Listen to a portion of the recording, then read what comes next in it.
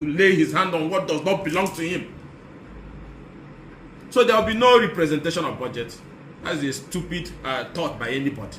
And also, which is very important, the 2025 budget will be presented any moment from now before they write the Speaker of the House of Assembly, which is OK Jumbo. Live with that fact, and it will also be fully implemented.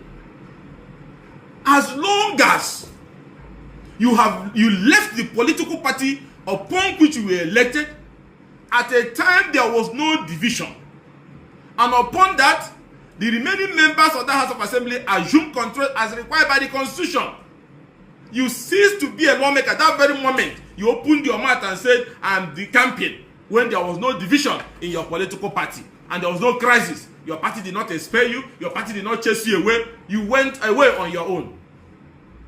And then when you could not realize the reason behind that stupidity, which is to attempt to impeach a man who did not do anything, when it dawned on you that it's impossible from now to 2027 Fubara cannot be impeached, you now suddenly say, okay, I'm still in PDP. Even when you have sworn to an affidavit, you run back again, trying to see if there's any judge at the appeal court or federal high court who will now go and say that your decampment was right, thereby changing our constitutional democracy and the rules spelled out in our constitution. They say that you can now become a member of PDP if that's what it will take for you to acquire some legitimacy to make another futile attempt to impeach Fubara. That is not going to happen. So if anybody wants any resolution, any amendment, any impeachment notice from you people, it's just like bad people gathering in a K market in a way and serving themselves impeachment notice. Nobody will respect it. And the court will always be there to halt such badness. You have left your political party at a time there was no division. Not even that your political party expelled you or chased you out of that, you decided to find another place.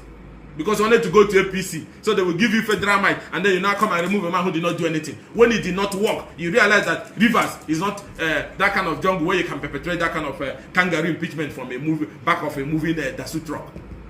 You now say, I'm a PDP member, we never left, so you can get judicial pronouncement to make that stupid attempt again. And then you want him to come and present budget before you, when you are not a lawmaker, when you have left the place where you were elected at the time there was no division, and your seat have been declared vacant. So I think all these things, I don't want to, I'm even bored replying some of this noise coming from them, and I think it will be the last I will reply to those. You have lost the legal, constitutional, and moral legitimacy. That is the fulcrum that drives constitutional governance. So whatever you're trying to conjure, that is your own. You're your own. You are no longer lawmakers. Doesn't matter whatever you have or whatever you do. You are no longer a lawmaker. You're not a lawmaker. So any illegality people are contracting, any illegality people are cooking, it will be disregarded because of the illegality. Until there's a by-election to fill those vacant seats, you can't do this to constitutional governance.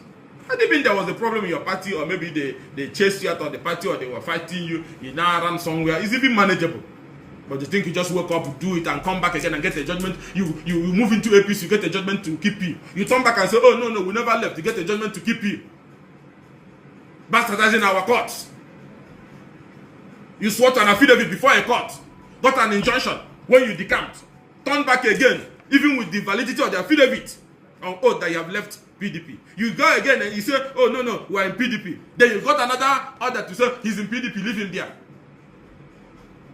All for what? So you can make a futile attempt to remove Fubara. It's impossible. It's impossible. And those who are promoted and encouraged, they should go and learn from the crisis of the 60s and 80s.